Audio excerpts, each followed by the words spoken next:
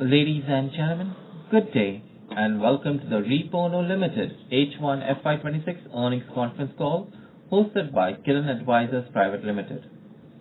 As a reminder, all participant lines will remain in the listen-only mode, and there will be an opportunity for you to ask questions after the presentation concludes. Should you need assistance during the conference call, please signal the operator by pressing star, then 0 on your touchtone telephone. Please note that this conference is being recorded. I will now hand the conference over to Ms. Saki Panjiara from Kirin Advisors Private Limited for opening remarks. Thank you, and over to you, Saki. Good afternoon, everyone. On the behalf of Kirin Advisors, I welcome you all to the conference call of Repono Limited. From management team, we have Mr. Deepak, Managing Director, Repono Limited. Now, I hand over the call to Mr. Deepak for the opening remarks. Over to you, sir. Thank you, Shari. Good afternoon, everyone, and thank you for joining the call today. It really means a lot. Excuse me, my voice is a little down.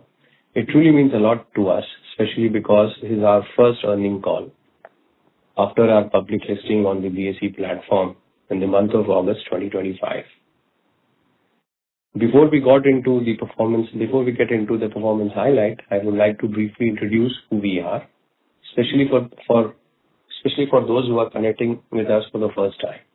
Repono is a specialized service provider offering 360-degree warehousing and oil terminaling, liquid terminaling solutions to Indian oil and gas and petrochemical industries.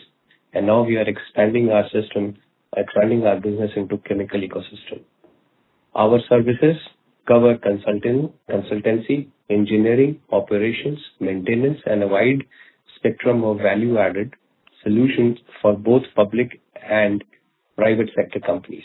We manage critical assets across the oil value chain, that is including crude oil, ethanol, petrochemical, lube oil blending facilities, specialty chemicals, petrol, diesel, ATF, products handling, and including one of the most advanced polymer packaging lines. We are proud to be associated with some of India's leading players, including public sector undertakings, who are working with us for the last 6 or 7 years with us. Since inception, our journey has been shaped by deep domain expertise, operational discipline, and our commitment to being a reliable partner in environments where precision, safety, efficiency matters every single day. From managing one of Asia's largest lube oil plant to now expanding our footprints into chemical logistics and terminal operations, we have always believed that execution excellence is what builds long-term relationship, and that continues to be our core philosophy going forward. Over the last few years, we have been steadily evolved from being a warehousing and operational support provider to becoming a comprehensive solution partner for integrated O&M, that is operations and maintenance and logistics support. The trust we continue to receive from our blue chip clients reinforce our belief that we are building the company in the right direction, with the right mindset and at the right scale. Our entry into the listed ecosystem is not just a milestone, but a new chapter that opens doors for growth, higher governance, and long-term value creation. Now let me talk to you about the financial performance for the H1 this year. Our standalone revenue stood at 30.72 crores, reflecting a strong year-on-year growth of approximately 37%. EBITDA for the period came in at 5.48 crores, growing by 27% year-on-year, and profit reached 3.23 crore, up by 22.75% compared to the same period last year. These numbers reflect not only consistent operational execution, but also the strength of our long duration contracts, diversification across service line, and deeper deeper integration with existing marquee clients. The addition of multiple contracts during the period, including work with Deepak Phenolics and new assignment across the tank farm management and material handling further broaden our operational base and provide clear revenue visibility. Today, we have an order book which is crossing 240 crore, which gives us the comfort and confidence as we look ahead for the coming future. I also want to take a moment to appreciate our team.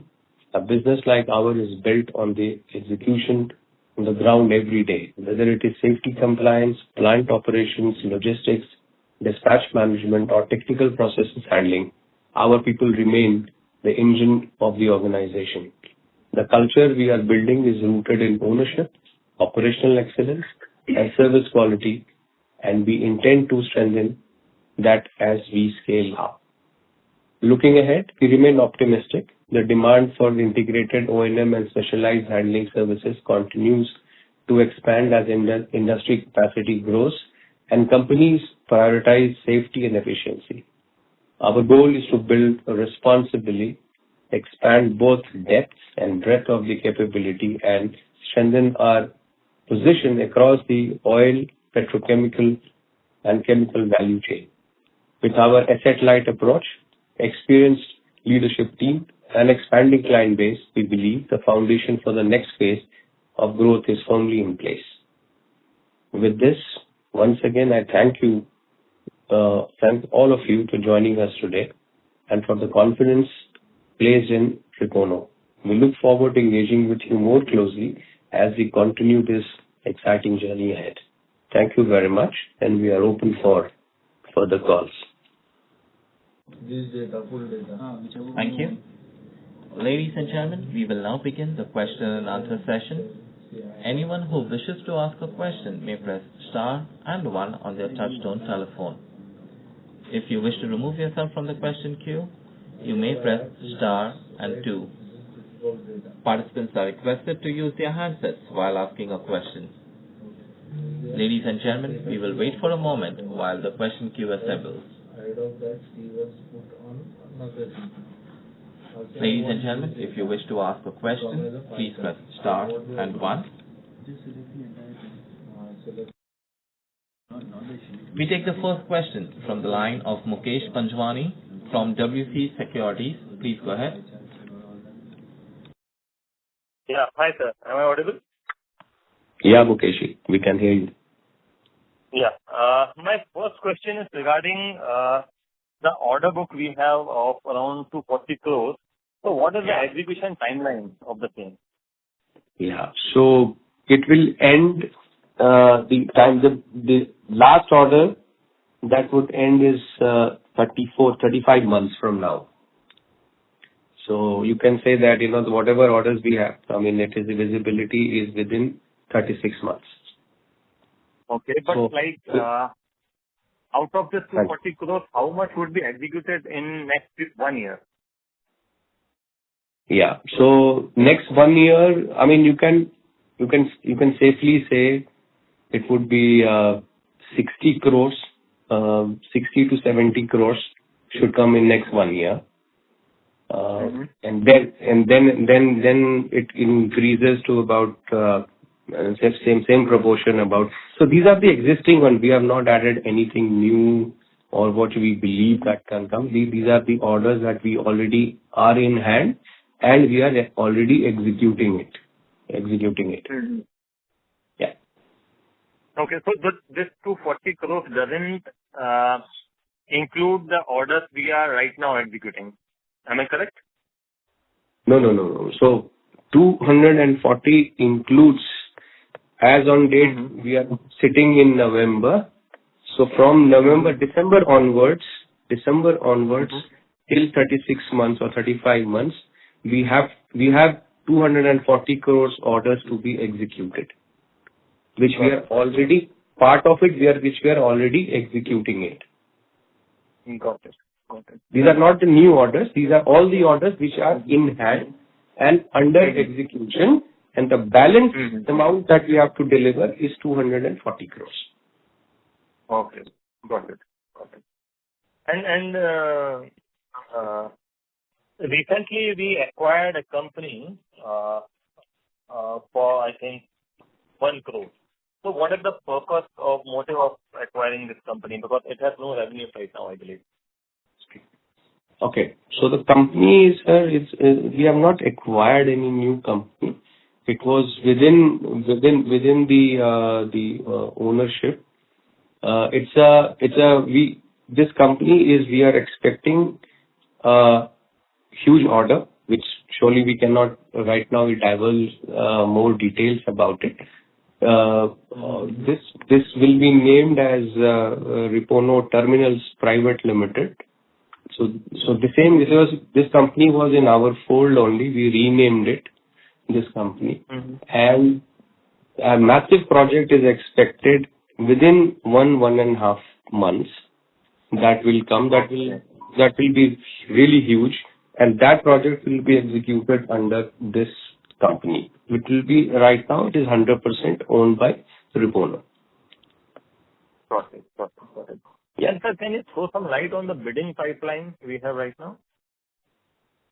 So like every month, we are bidding about 3 to 4 projects are there that we are bidding. There are about 10 contracts. 10 bids are in the various stages of evaluation. So you can say that, at any given point of time, we have 30 to 40 crores worth of tenders are under evaluation. Okay. And then, sir, in H2, can we expect some margin improvement? Margin improvement, yes, surely there will be some margin improvements because first H1 of this year was little, I would say, because there was a lot of cost involved, much more cost involved into the first quarter. The first part of the year. Expenses related to, we came to the markets and all that, lot of travels, lot of engagements and all that is there. So that is all taken care of. And operationally, I see we continue the same numbers. But yes, overall, you can see the margins to be improved. Okay. And in H2, can we expect some improvement in the top line also? Yeah. So we are, last year we did 51. This year we are already crossed 31. 31. We are there. Our expectation is at least I would say 60, at least. And typically our H2 have been 60% of the, that's the journey that we have. 60-65% of the H1. If I stretch that, then probably we will be crossing 65-66 crores. Okay. Got it. Yeah. Okay, sir. That's all from my side. I'll come back in a few. Thank you. Thank you, Mukesh. Thank you. We take the next question from the line of Sahil Hyderabadwala from Globis Fund. Please go ahead. Sir, can you hear me? Yes, we can hear you. Thank you for the opportunity and congrats on the good set of numbers.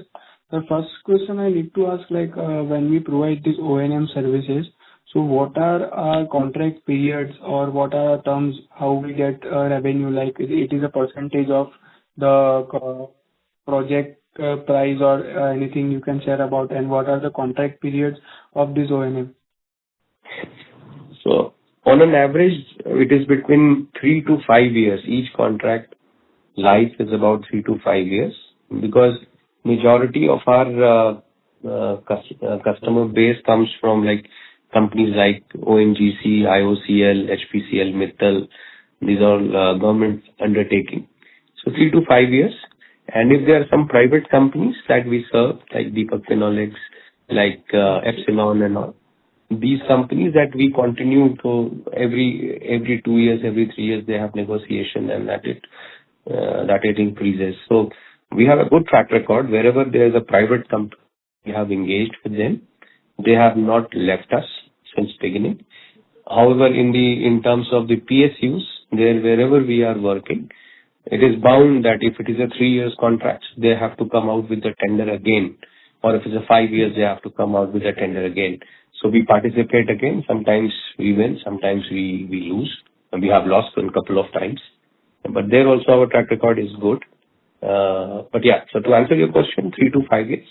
And typically these are on the basis of, on the throughput basis in terms of how much liters, how much kiloliters of petrol, diesel or a polymer packaging done on a per KL basis or per ton basis, it is decided.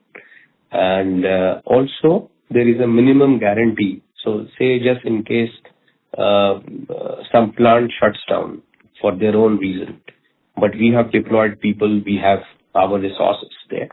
So we do get the minimum payment done irrespective of work or not. So that way our basic margins, cost and reasonable margin is protected. Did I answer? Any numbers on that, like minimum guarantee in what, like percentage of something? So minimum guarantee is the percentage of the overall contract value. And it depends on the places. It starts from 80 and it goes as high as 95% guarantee depending on the customer, depending on the products. But minimum, I would say one place is minimum at what we are at there is about 80%. Okay, sir. And second question was on the off-site and on-site revenue contribution for the H1. And are there any margins difference between both business models? And what are our plans to increase the off-site revenue? Excuse me. Yeah, so off-site margins are generally better than the on-site, and also depending on the program, what kind of product that we are handling. Some of the products that we handle is carbon black also, where the on-site margins are much better than the off-site margins. So it depends on which product we are handling, what kind of, whether it is a hazardous chemicals we are handling, whether it is on-site, if it is on-site, then the margins are much higher than the off-site commodity that we are storing. But in general, same products if we handle, then off-site gives you a better margin.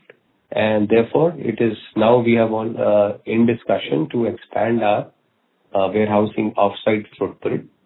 Right now we are based at Mundra and Bhiwandi. Shortly we will be increasing our capacity at these both locations, and also we will be adding some new locations. Okay, sir. And one last question, sir, on the financial front. There was an increase of other non-current assets in H1 of around 13 CR. And the CFO is primarily negative due to this reason only. So what is included in the other current assets, if you can throw some light on that? So this other current assets is nothing but advances given for the... No, sir. Other non-current assets. Sorry? Other non-current assets. Other non-current assets. One second. So that's something, it is advance what we have given for the equipment, what we are going to get it. Okay, sir. Thank you. Thank you. Thank you. Ladies and gentlemen, if you wish to ask a question, please press star and 1. We take the next question from the line of Jignesh from Jiva Capital. Please go ahead. Yeah, sir, to understand from the lot of activity happening on the ports front in Maharashtra, Vadhavan port is going to be developed. So, any plans of you entering the new project where you provide your services or manage terminals? No, as of now, no. I mean, our thing is that we do not work independently until and unless one of our customer demands us to set up some warehousing or some facilities at a particular location, we do it. We do not go independent at any new ports and all. However, having said that, like I told you, Mundra, we are expanding because one of our customer, one of the large player in Mundra, they want to expand the warehousing capacity. We will expand. Same customer is also looking at a packaging facility at JNPT, not at Vadhavan. But we are studying it closely if there is an opportunity to do it. So generally our philosophy is that we piggy ride on the customer. And if you look at the list of our customers, they are like amongst the top, all the top oil, petrochemical, gas companies are there we are serving. And all of them are expanding and growing. And we are well entrenched with them. So as and when and wherever they are growing, we set up our shop close to them and serve them from there. So independently, no. But looking at the new port, yes, we are studying Vadhavan. We are studying one of the port that is coming up in Kerala.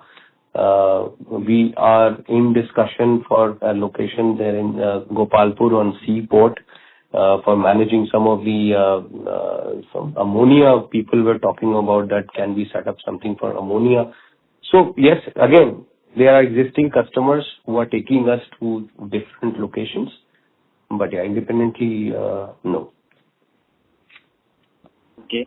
So, in the previous question, you mentioned that you are acquired a company and renamed Repono Terminals Private Limited.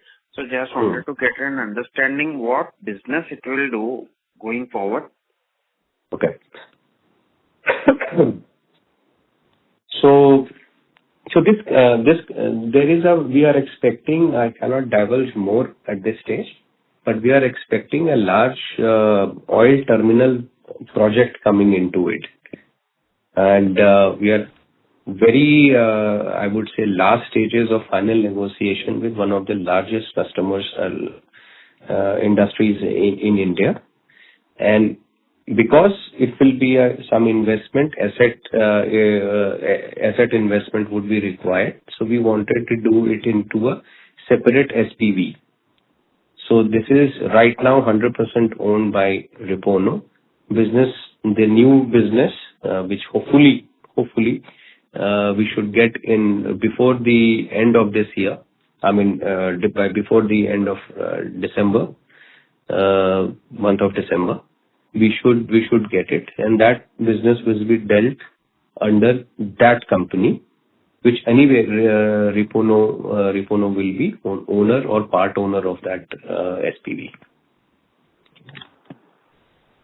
Okay, so to going on a strategic aspect, as of now there are very few assets that you have deployed, and so in this particular company, you will have to deploy a particular amount of capital since it's going to be a big government project. So any fundraise expected? Sorry, I didn't get. What is it? Any? No, so if we are going into some a new kind of business where you will require a big amount of capital, so any fundraising expected by Repono? Or it will be taken care from the cash accruals itself? No. So it will require both. Of course, some cash accruals that we have that we will put, and of course we have to raise debt, and also probably we have to look into for some equity for this project. It will be a massive project, quite a landmark project, I would say. But yes. Right now, it is either 1 or 0, to be very honest. So, this is how negotiation goes. If it comes, then it is 100% with us. If it's not, then, yeah. So, therefore, I mean, not, so we're just keeping our fingers crossed at the moment. Okay. Yeah. Thank you. Thank you. Thank you. We take the next question from the line of Dhanraj Tolani from Kuber Investment Advisors. Please go ahead.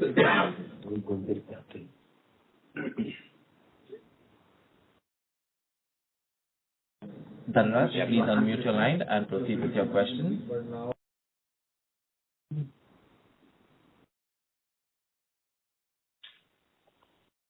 Since there is no response, we will move on to the next question, which is from the line of Ishita Said from Urban Sphere Consultant. Please go ahead. Hello, am I audible? Yes, ma'am. We can hear you. So my first question would be like, what percentage of your business today is long duration annuity style versus annually reviewed contracts? Ma'am, we don't have any contract which is annually reviewed. So most of our contracts are either 3 years or some of them are 5 years. So like the couple of that private ones where the contract period ended like 3 years was the contract, and after that they didn't float the tender. So after negotiation and extended for another 2 years, another 1 year, another. So this is how it works. But otherwise, most of our contracts are either 3 or 5 years. Okay, so like employee expenses have increased significantly. Is this linked to new contract mobilization or structural capability building? So the employee expenses has increased by 10%. It is a regular increment done in the year, that is in the April. So the cost has from 30% to 40% of the overall revenue. That is what the increase is. So Okay. it is a regular increment in the employee cost. Oh, okay. So like, where do you see remaining leadership or capability gaps that need strengthening? Can you repeat your question, ma'am? Where do you see remaining leadership or capability gaps that need strengthening? Ma'am, so just to, if you know our background, the ownership and the top management team, we are all of us, I can say most of us have spent last 25 to 30 years in Indian and international oil, gas and petrochemical companies. So I can safely say that the top management, what we have here is one of the most experienced into this field. We were working earlier in some of these companies like ONGC, Reliance and other places, likewise companies. And then Divyendu, Deepak and Sankal Bhattacharya, they decided to leave and then start their own company. So, so the leadership and then that all the top management, that head of our liquid, head of our solids, head of our safety, our CFO, we all come from the similar background for more than 25, 30 years of experience. The philosophy of the way we work is as we expand and we are chartering into a new product addition, new product lines in terms of handing of the product, we do hire people specific to the domain. However, we keep normal 5 to 7% extra manpower, so that you see that every 3 months or every 4 months we get a new contract. That has been our track record for last at least couple of years. Now to get to any new project and then start hiring people from outside, it is very difficult to pass on your own philosophies, to your own safety values, your own culture, your own ethics value to the new management, to the new people. So what we do is that from our existing systems, existing places, that 5 to 7% extra manpower, we transfer it to the new location. Like recently, we started about few days back. We started in Assam. That is Oil India project.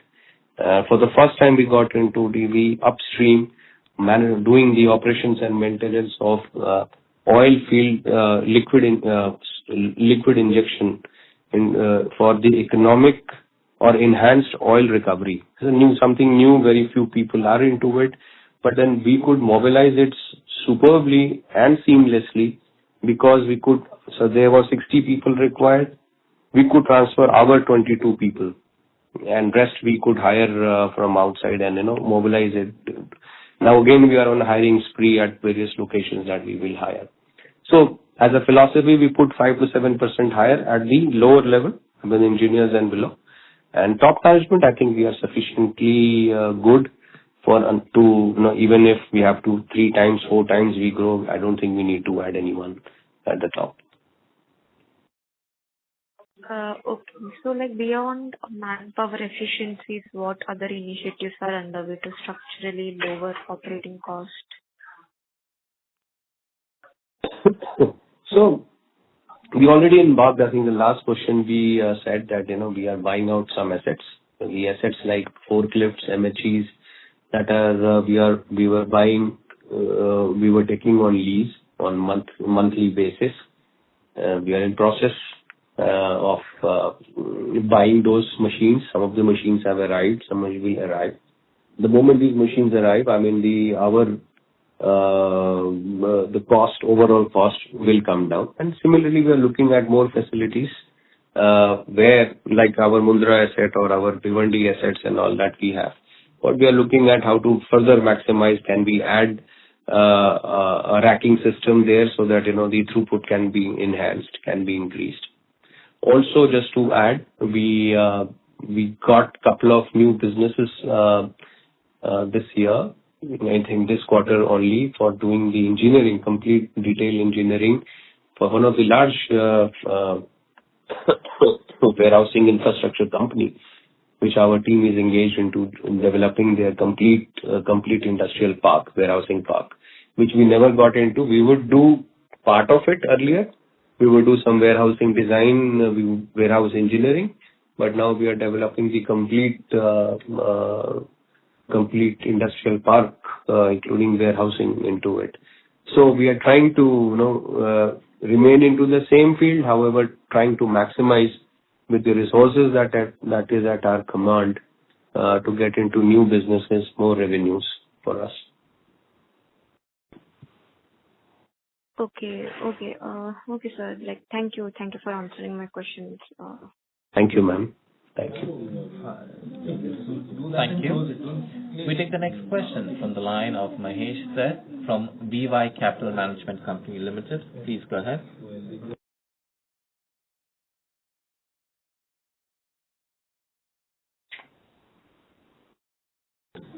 Mahesh, please unmute your line and proceed with your question.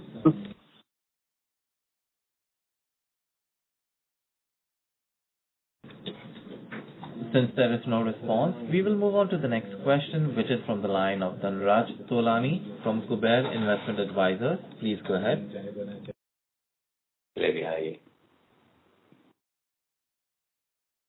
Yeah, please go ahead, Dhanraj.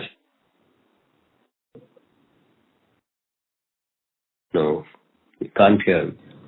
Dhanraj, please unmute your line and proceed with your question.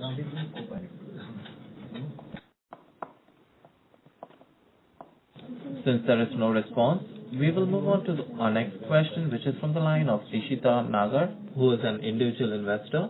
Please go ahead. Ishita, please unmute your line and proceed with your question. Since there is no response, we'll move on to the next question, which is from the line of Aditi Roy from Patel Advisors Private Limited. Please go ahead. Aditi, please unmute your line and proceed with your question. Aditi, are you there? Since there is no response, we'll move on to the next question, which is from the line of Vinod Shah from VS Ventures Private Limited. Please go ahead. Hello. Yes, Vinod, please go ahead. Am I audible? Yeah, Vinodji, boliye. Okay. Yes, sir. So we currently have a presence in 6 states. So which new states or cluster we are prioritizing for the expansion?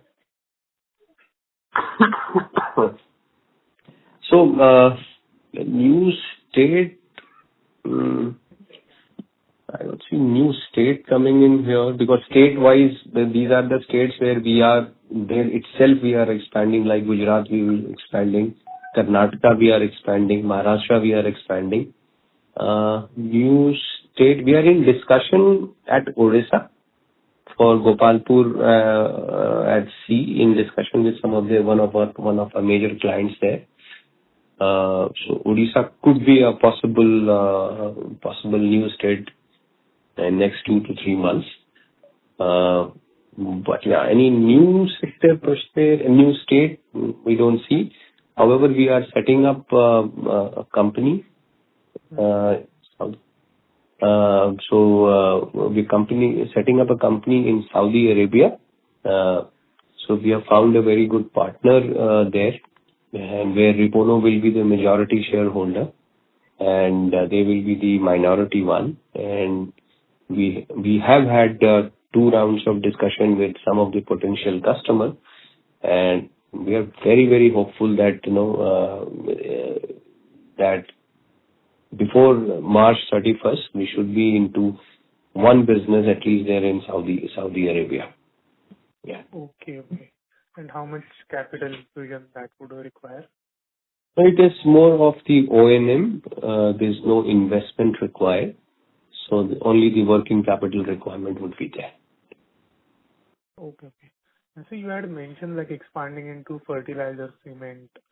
So when do you expect these verticals to contribute meaningfully?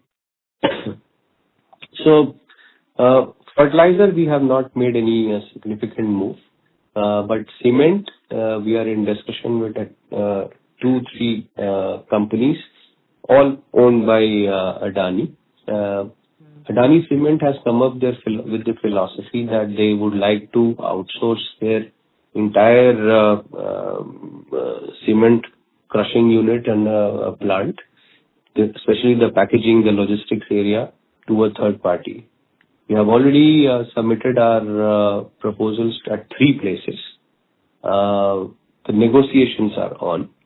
Hopefully, so if we get that, then yes, we can also start ourselves in Haryana. So that will be the new state that we can be added. But yes, so you might see cement coming in shortly into our fold. Okay, sir. And sir, we have we are dealing with PSU and large institutional clients. So how flexible or constrained our pricing is? No, see, you have to be competitive. There is no, because eventually it is given on L1 basis. The only thing is that, because some of the products that we handle, so those tenders, not many people qualify. So therefore, the margins are not really squeezed to that extent. But then again, even if there are 4 or 5 people competing, you have to be really competitive. So if that answers your question, to meet the compliances, we are good enough to meet the standards. But as a company, we always need more margins, more money out of the customer. But then these are all competitive bidding. So yeah, there is a restriction. Yeah. Okay, sir. Thank you so much for that. Thank you. Thank you. We take the next question from the line of Dhanraj Tolani from Kuber Investment Advisors. Please go ahead. Yes. Thank you, sir. So I have a couple of questions. I'll start with the first one. I just wanted to know on the revenue growth part. So we have seen a good growth in H1 FY26. So how confident are we, we maintaining this momentum over the next few quarters? So no, we are very confident. Next few quarters is not a challenge for us at all. I think I mentioned that we are already sitting pretty on the order base of 240 crores. If you simply extrapolate itself, that gives you the basic growth that we are looking at, even if we don't add any new business and all that, which is not going to be. So our challenge is not the next few quarters or say a couple of years, that we are really looking at to expand big. And we are in discussion with some of the customers where the order size can be really large. But yeah, still part under discussion. Okay. And also, wanted to know the share of revenue that major of the revenue is coming from few large clients. So how do we plan to diversify this clientele base? We are meeting more and more customers.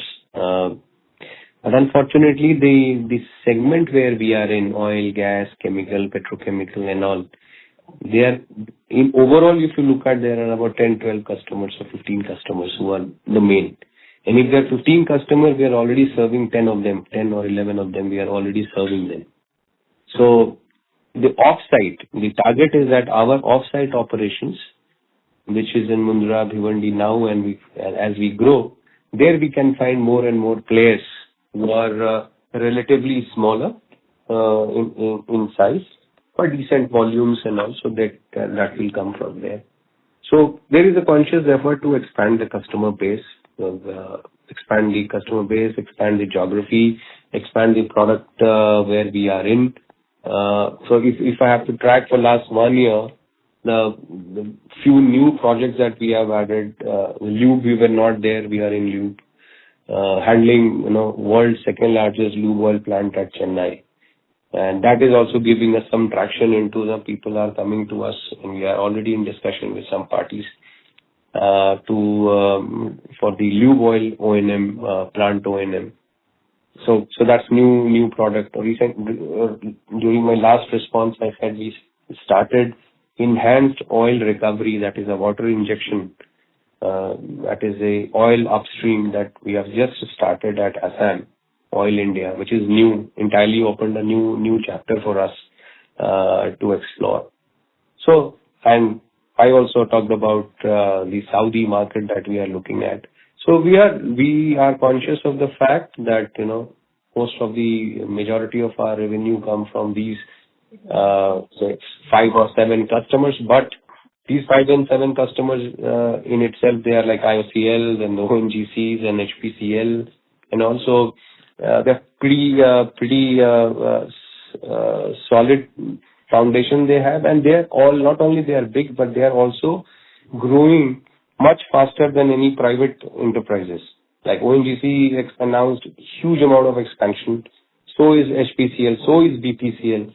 So the majority of the oil, gas, chemical expansion in India is actually coming from the PSUs and less by the private players. And fortunately, we are well entrenched in both private and the PSU, but more into the PSU domain. Yeah. So, over the next few years, what would be our preferred focus? It would be debt reduction, aggressive reinvestment, or more acquisitions, or paying dividends. So, what would be our preferred focus? Focus is definitely on the bottom line, boss. Let's get it clear. We are here to make money. We are here to enhance value. But we also understand that the kind of business and the competition that we are facing, unless the top line is expanded, the bottom line becomes difficult to maintain. And therefore, our urgency to find a newer market, our urgency to get into the new products, doing consulting work, which is really to the bottom line, is primarily focused only on the bottom line enhancement. There are projects, mind you, that we can get and increase the bottom line to large extent. But then the margins that you come down to 1%, 2%, those kind of businesses we are not interested. So many of the places where we bid, we are L3, L4 and all that, because we could not match the expectation or our competition. So we are choosy. We try to look into where the margin lies. But yes, the focus remains bottom line, and for that you need new products, new geographies, and that's how we look into it. So are we building any proprietary logistics tech or integrated solution with the global platforms? Yeah. So one which I just shared, that the Repono terminals, that would be one of such projects. So at this moment, will not be able to divulge. Anyway, the answer would come within next 30 to 45 days. If we are in, then if we are heading for a really high jump. If not, then whatever steady growth we are maintaining, that will continue to maintain. And also specifically for existing key customers, so how much of the share of their logistics and O&M spend do we currently serve, and how much headrooms exist?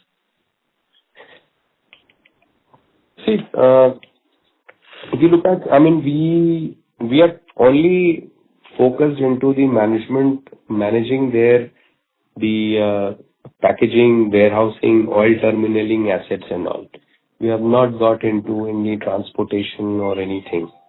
So it will be very difficult for me to give you a percentage number of their entire logistics, how much part we are serving. But yes, so give you an example, say IOCL. IOCL, they are serving, if they are having more than 100 terminals all over India. We are serving only one. So there is 99 more available as and when they decide to go for a third-party outsourcing, which they are gradually doing it. At least 7-8 of them, more than that, they would have already done it, and they plan to completely send it on an outsourced model. So we are well into the system, already serving them. As and when these opportunities are there, we have the requisite qualification. Then I think these are the market that will open up for us coming future. And as a B2B industry partner, do we think how important are brand visibility, and how do we measure our brand visibility impact?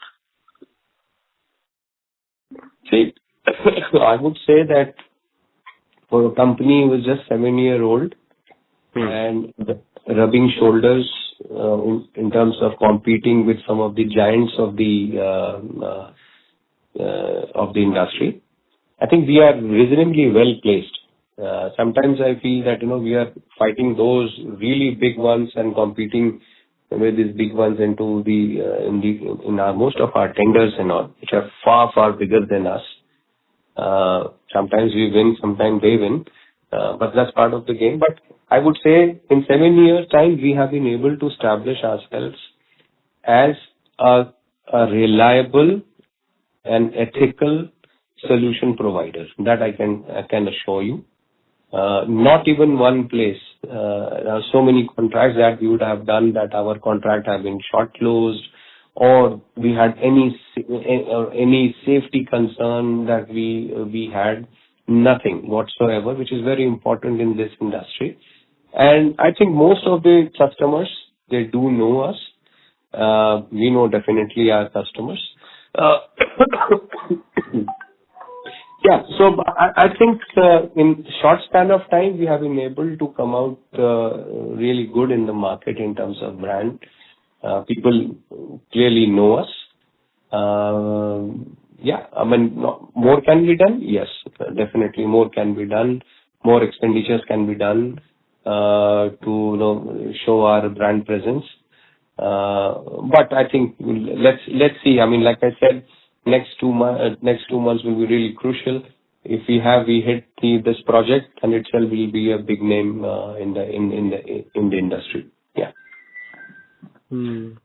And as you said, we are focusing on the margin part, and we are planning, we planning up to increase the margin, or we are planning up the bottom line. So are we focusing on the to increase our geographical presence, which will definitely increase our revenue scalability? So what is the plan for the geographical presence increase? So if you look at, we are present on all those states which are really growing fast.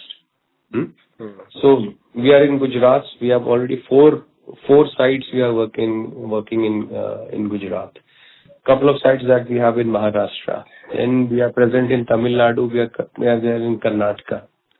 And right now, Assam is expanding, so we are present in so our is mostly driven by the client wherever there are refineries, wherever there are petrochemical complexes. And fortunately, they are into the most developed states that we have. वहाँ पे वो लोग हैं, and then we are already present there. Like I said, we don't look into a new area and let's go and set up a shop and then wait for business. If our customer says, like one of our customers is taking us to Odisha, said, okay, you set up a facility there, we will be, parking our material and all that, then we are happy to go to Odisha. But what we generally do is we do not just go and set up a shop and then wait for business. If we have the visibility, if we have the customer there, then only we go and invest time and money and then the new geographies. So one such initiative is being done at Saudi Arabia, where we see a lot of traction for companies like us.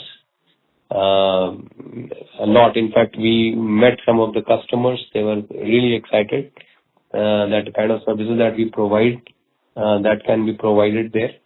So, but the first step is you have to have an entity there. So right now, entity is under formation, and hopefully, I'm very, very hopeful that before 31st of March, we should have one business coming there in Saudi. Got it. Thank you, sir. That's all from our side. Thank you. Thank you. We take the next question from the line of Sahil Hyderabadwala from Grubis Fund. Please go ahead.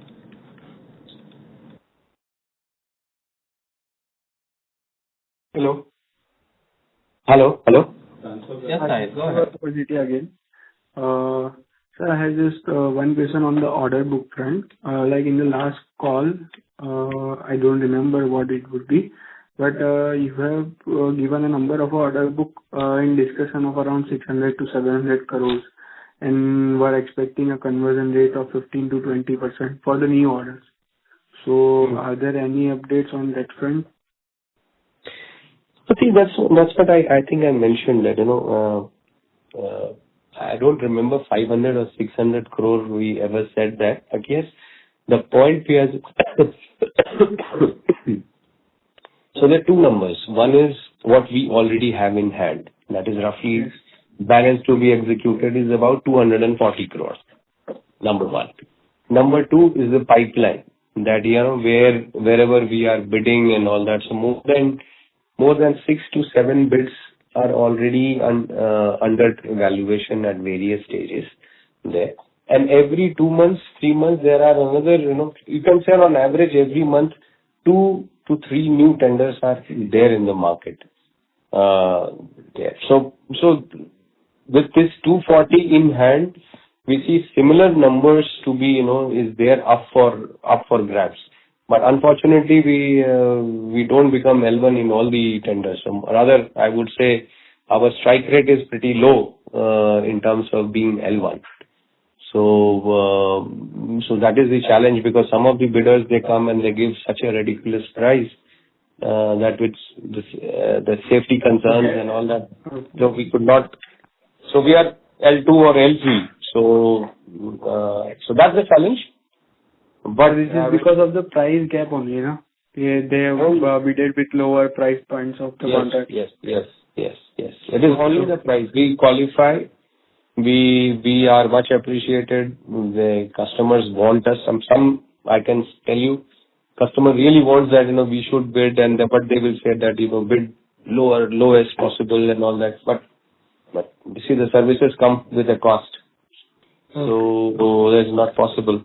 So that is been a challenge here about the costing. About the not being L1. But there are enough orders to be grabbed.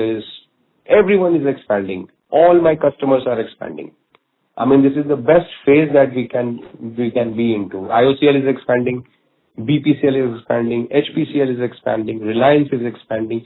You name it, and all of them are expanding. As and when they expand, we just have to ride on them, on their success. They continue to they continue to grow. We continue to be with them and serve as and when their warehouse or their terminals are ready. Okay. Okay. And sir, one last question on the revenue contribution between the government client and private clients, if you could have that number. So, I will put one of our customer is semi-government, like HPCL Mittal Energy Limited. So if I put them into a private, because technically that is a private, then we are roughly about 50/50, 50 private and 50 PSU. Okay. Okay. Okay, sir. Yeah. Thank you. Thank you for the opportunity. Thank you. Thank you. Thank you. Ladies and gentlemen, as there are no further questions from the participants, I now hand the conference over to Ms. Saki Panchiara from Kirin Advisors Private Limited for closing comments. Thank you everyone for joining the conference call of Repono Limited. If you have any queries, you can write to us at research@kirinadvisors.com. Once again, thank you everyone for joining the conference call. Have a good day. Thank you. Thank you so much. Thank you. On behalf of Kirin Advisors Private Limited, that concludes this conference call. Thank you for joining us, and you may now disconnect your line.